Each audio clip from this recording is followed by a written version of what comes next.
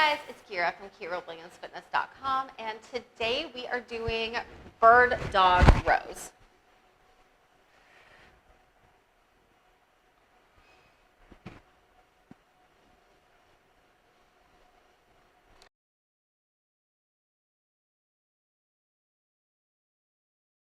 All right, so our bird dog is opposite arm, opposite leg extended. Now, keep in mind that back leg is engaged.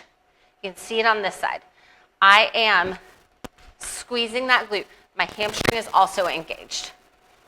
So that's engaged, and that is going to keep me steady and keep me from falling off of this bench. The next thing is, rather than extending that opposite arm, we're then going to do a row. So we're going to pull it towards our ribs.